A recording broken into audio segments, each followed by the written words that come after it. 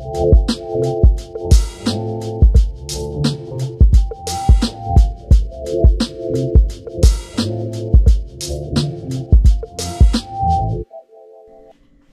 morning, good morning, good morning. Andito na naman tayo sa kusina. Napansin nyo ba, lagi na lang ang opening ko pag magbablog ako is kusina.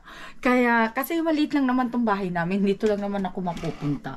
So, ayan. So, welcome back to our YouTube channel po. For today's vlog, kasi off tayo. Ayan, nakita nyo, nakababa yung aking hair. Kasi para naman hindi nyo sabihin na laging nakataas yung aking buhok, diba? So, for today's video, off tayo ngayon, dadalhin ko kayo sa grocery store.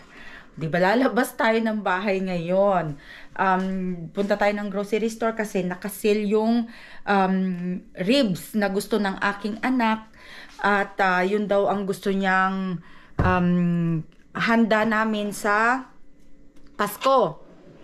Kagigising ko lang. Kaya yun daw yung gusto niyang handa namin sa Pasko. Kaya bibili tayo. Punta tayo doon ngayon. Buti na lang nakasale. Siyempre sasamantalahin na natin bilhin, di ba? Kesa naman bibilihin natin kung kailan mahal na naman. Tapos, bibilin ko na rin yung mga ibang kailangan ko para sa Christmas at saka New Year kasi ayokong makipagsiksikan sa tindahan kapag malapit na yung Pasko. Kaya bilhin na natin yung iba kasi at saka yung mga iba naman nakasale na rin. Kaya perfect timing para bumili na. So yun, ganun din po ba kayo kapag malapit na ang mga okasyon? Kailangan pa unti-unti na yung pagbili para hindi kayo yung mabigatan ba? Ganun. Kasi kung papansin niyo pag malapit na rin yung mga okasyon like Christmas, ganun, magmamahal din ang mga bilihin. Ewan ko para sa akin ganun. Ewan ko sa inyo. At syempre, aayusin din natin tong table kasi nagkalat dahil yung mga nauna pa na mga food lining ko, nandyan pa. Sandali, check natin ang alarm kasi baka hindi naka-off. Mag-a-alarm yan. Ilalabas ko itong mga empty na cans. Dalhin natin. So, ang lamig. Sobrang lamig ngayon. So, gumawa na ako ng list ko para sa mga bibilhin ko sa tindahan. Para hindi na ako yung bang mag-iisip kung ano yung mga anong meron na at wala sa akin dito. Ay, i-check ko pala yung gata, kung may gata, kasi kung hindi, dadagdagan ko yung mga pang coconut, gata. So far, dali, kasi napakatangkad natin, kailangan natin ng stepping stool. At saka, kailangan ko rin malaman kung ilan yung, so meron na akong isang gata dito, and meron na rin akong pineapple crush, para sa aking coconut, ay ano ba yun? Chicken macaroni salad. At syempre, meron na rin ako ditong, meron na rin ako palang creamsada. So, pwede ko sigurong gamitin to. Hindi ko alam kung saan ko to gagamitin. Anyway, meron na rin pala ako dito ito. So, kailangan ko na rin. Ayan, ilalabas ko na kasi para alam ko na kung ano yung mga wala sa akin at meron. Kasi para hindi na ako magdoble-doble. Dahil as much as possible, gusto ko ngang mag-get rid muna yung mga lumang mga ko dito. Ayan, mayroon pa pala dito. Yung macaroni elbow ko, kailangan ko yan. For my macaroni. And then, meron pa akong olive oil. Kailangan ko rin ng olive oil later on. Ano pa ba ang kailangan ko dito? I think, yan na lang ata ang kailangan ko dito. Ayan, see, kita nyo, marami akong nakikita na meron na akong stock. So, para hindi na ako magdoble-doble, diba? Meron pa pala akong pineapple crush dito. Ayan. Tapos, meron na rin akong mayonnaise. Pwede pa yan. And then, meron pa ako ditong elbow macaroni. Dagdag ko na lang to. So, siguro naman, ay okay na tayo sa condensed milk. Ayan, okay na siguro tayo sa condensed milk. Yan. Sa malamang. Baka meron pa dito ako makita, wala na. So, okay na siguro to. Baka magdagdag lang ako ng dalawa pa. Tapos, kailangan ko ng, well, coconut milk for sure. Kailangan ko pa. Kailangan kong bumili. Buti na lang. See?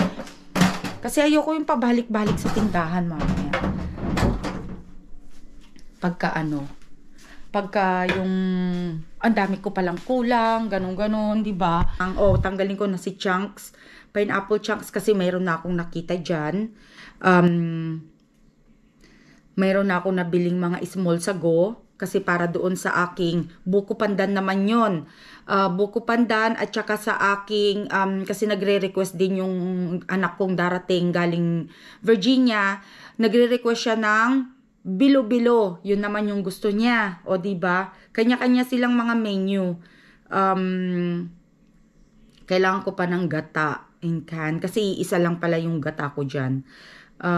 So ayun. So kailangan ko ng, yung bibilin ko ngayon is ribs. And then bibili na ako ng wonton, yung wonton wrapper ko, kasi para doon sa wonton soup para sa New Year naman yun. And kailangan ko din ng pang lumpia wrapper. Kasi may get together kami dito kasama ng aking dalawang old co-workers na gusto daw makibonding sa akin. So, yun yung parang potluck yung gagawin namin. So, ang share ko doon is, hindi ko pa alam kung anong share ko. Malalaman nyo na lang. So, kape-kape muna tayo. Kasi mamaya, paggising ni Rani, pupunta tayo sa tindahan. Kaya so ayan. Kape muna ako. And then, gigisingin ko na siya para makapag-get ready na kami. Para maaga kami pumunta ng tindahan. Ayoko talaga nakikipagsiksikan.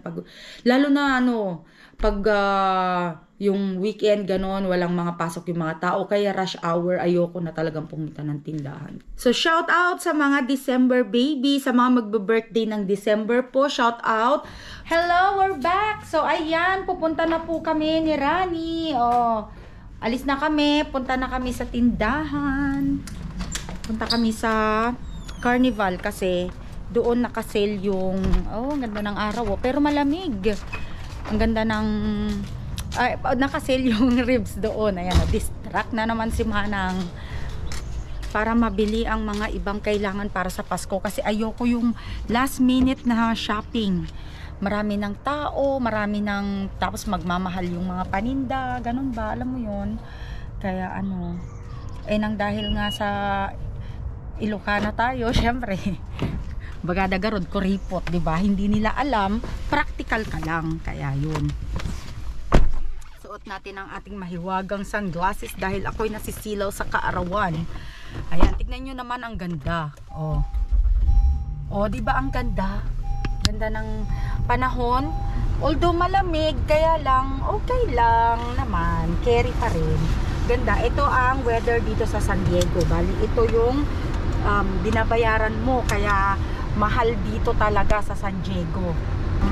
Yan ang driver ko for today's video.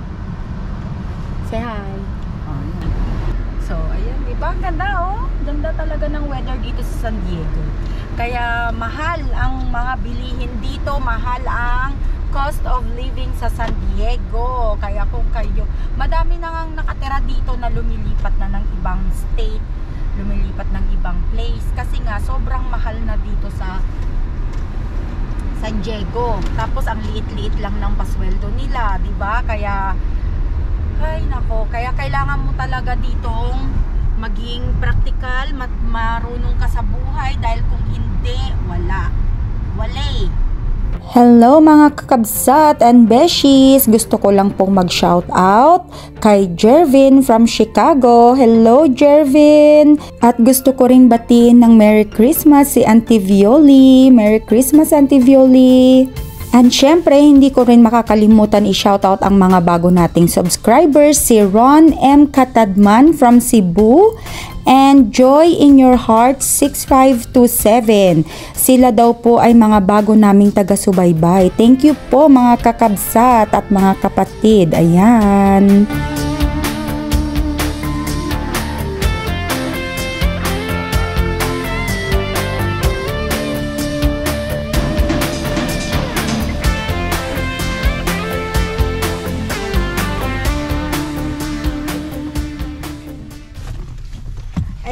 First stop po tayo ay Seafood City. Ayan. Ay. Ran, supot. Or wag ka na magdala ng supot. Wag ka na magdala ng supot. Para madagdagan yung supot ko. Ayan. So, dito tayo sa Seafood City. May tao pala doon. Nagngangaw-ngaw tayo, may tao. So, ayan po. Hi. Diyan na rin pala ang Goldilocks, Seafood City, tapos nandyan na rin ang Daiso. Di ba magkakadikit sila?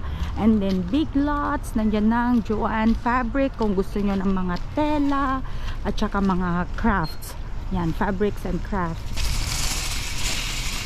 Tapos mayroon na rin dyan mga food spa and all that.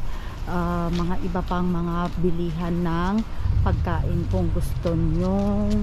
Kapag kayo tinatamad magluto, ganon. O diba, very convenient pag andito ka sa San Diego, no?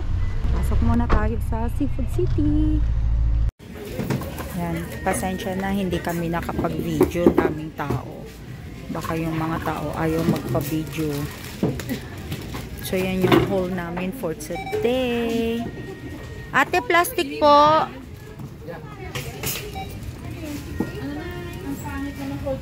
So ayan ang ating haul. Ayan, hello. Tapos na kami sa Seafood City. Sorry, hindi ako nakapag-video. Dami kasing tao. Baka kasi yung mga iba ayaw nila magpag-video. Bali, ito yung aming haul for today. Bumili rin si Rani ng kanyang mga pangbaon. Tapos ito yung total ng binayaran namin, $76. Diba? Kita mo, yan lang.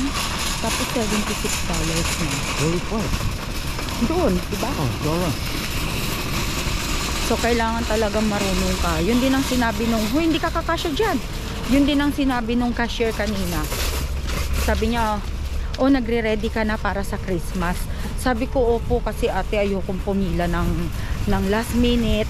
Tapos sabi niya, oo, tama yun. Sabi niya, kasi nagmamahal din yung mga paninda at hindi lang yun. Sabi niya, nauubos na, like yung wala na. Kagaya yung ngayon, nakita ko yung nestle cream nila dito, $3.69. Mas mura doon sa may Pacific Island ang nestle cream. Kaya babalik kami doon ni Rani. Total, madadaanan naman yun pa uwi. Kaya doon kami bibili kasi parang 2 something lang yata doon nakita ko kahapon. So, babalik kami doon para i-finalize ko na yung mga ibang mga bilihin pa namin. So, I don't know kung mag-iisda ba kami sa New Year or something, bahala na. Pero at least yung mga yun naman, madali na lang naman bilhin yun pag malapit na. O kaya siguro basta a week na nilagay na ni Rani dito. Lagyan mo ito sa gitna din. Yan. So, nakabili rin ako ng pancit canton dito kasi doon sa Island Pacific, 5 something sila. Samantalang dito, $3.69 lang. O dito na ako bumili. Buti hindi ako bumili kahapon. So, ayan, papunta naman kami ngayon sa Carnival para bilihin yung ribs. At saka siguro doon na rin ako bibili ng chicken breast para pansahog ko doon sa pansit ko at saka doon sa chicken macaroni salad. Jollibee! Ayan ang Jollibee. Tapos doon naman sa across the street doon, Chowking. O, diba? Magkakalapit. Kaya ang sarap dito sa San Diego naman talaga. Oh, hindi ka talaga maho-homesick. And then, ano pa bang meron tayo dito, Rana? Oh, mayroon din kaming red ribbon dito, pero doon pa banda yung red ribbon. Ito tayo, Carnival. Kasi mamaya na tayo babalik doon sa Pacific Island pag pauwi na, kasi doon din naman yung exit mo, di ba? May pwede kang mag-exit doon sa banda doon. Ayan, nandito na tayo sa Carnival. Hopefully dito may pasok natin ang camera natin. O, ayan na, may bakante. Kasi wala pang masyadong namimili. Kanina doon sa Seafood City, ang dami ng tao. Alam nyo naman, baka may mga tao na ayaw ngang magpakuha ng camera. Diyan sa Chings, diyan ang masarap na hopia. Hope you like it.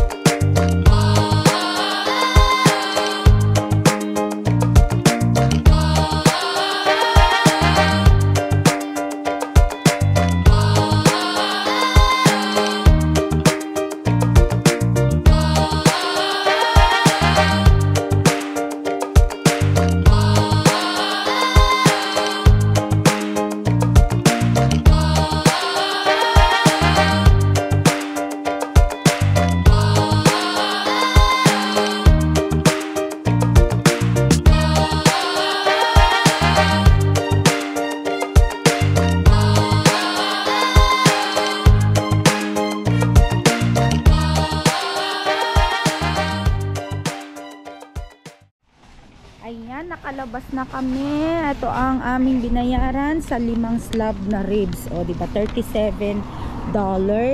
Tapos may mga coconut juice kami, may celery, ginger. Kasi kailangan ko lagi yung ginger. Tapos meron pang shrimp. Yung pang sahog ko na rin yun sa pansit. Kasama ng chicken. So, mahal yung chicken nila dito. So, titignan natin doon sa pangalan nun? Island Pacific. Pero may 2 linggo pa naman ako just in case mag-sale ang chicken breast. Malapit na namin makumpleto yung menu namin for Christmas and New Year. So kung ano man yung hindi ko pa mabili ngayon dahil nga hindi sila naka-sale, kaya hintayin ko muna kasi baka mag-sale pa yung mga hindi pa namin nabibili ngayong araw na to.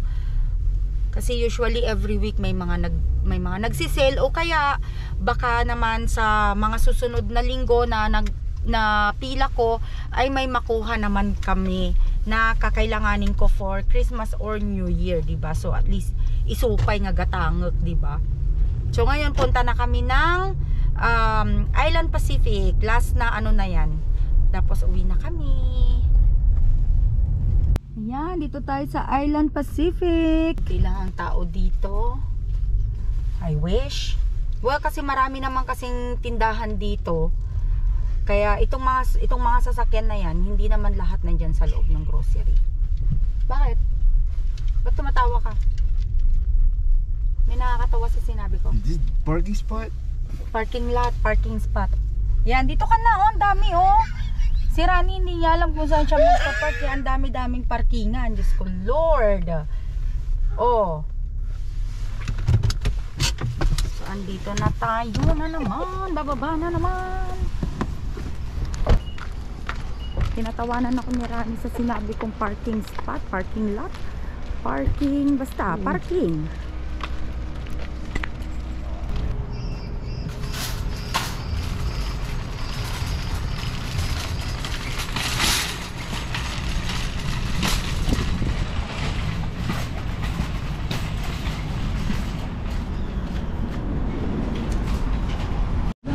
Yan, may mga bilihan din ng lutong pagkain.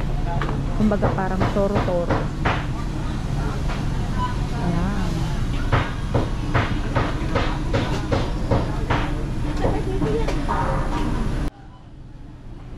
Ayan. Chicken house, sarap lutong bahay.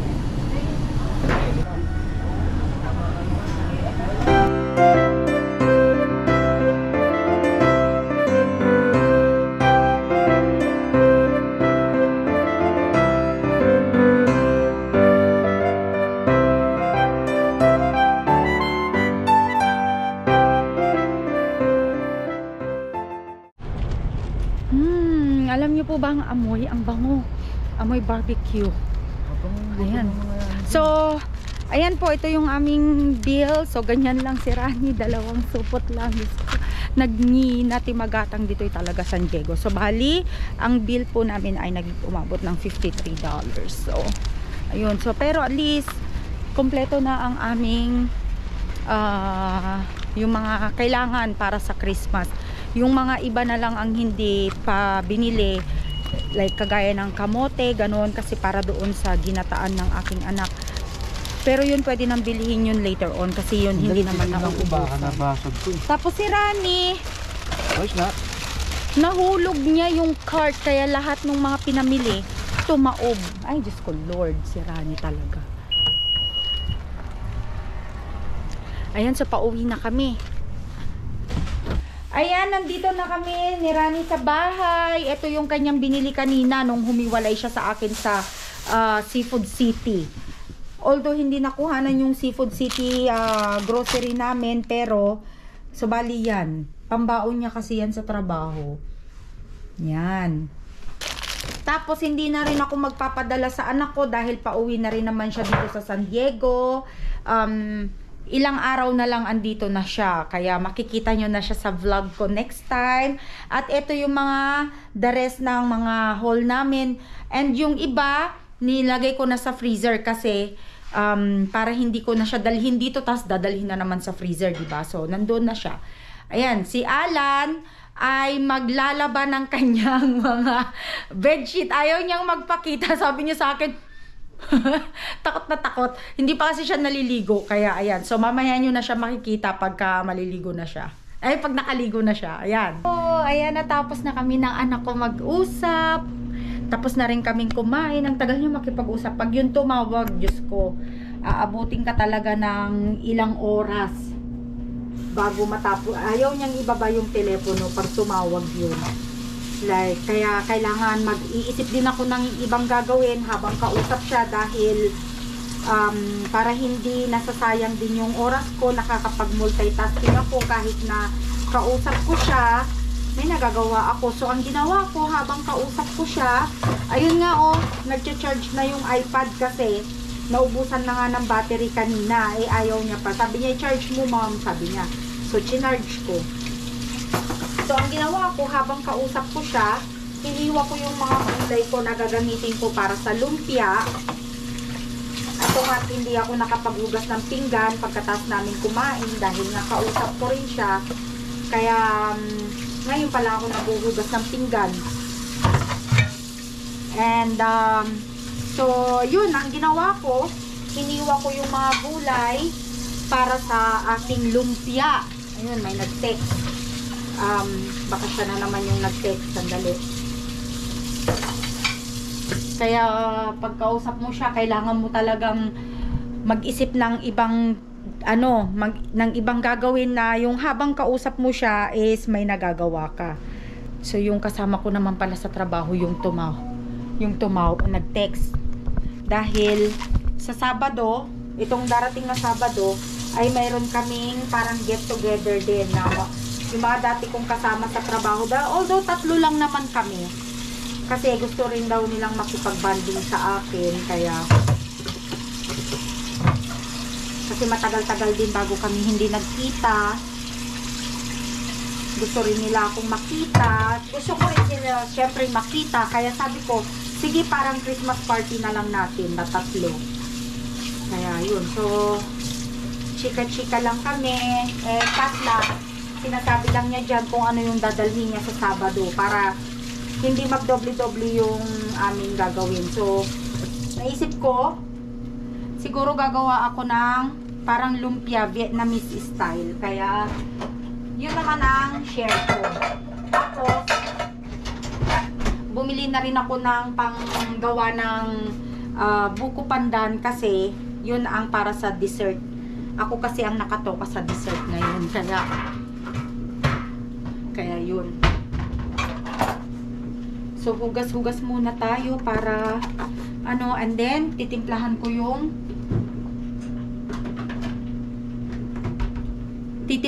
yung lumpia. So, ayan. I-end ko na itong aking mini-serya for today's video. Kung bago po kayo dito sa channel namin, please don't forget to subscribe, like, and hit that notification bell button para lagi po kayong notify sa mga bago naming video. So, ingat po kayo lagi and God bless. Bye, kakabsat. Bye!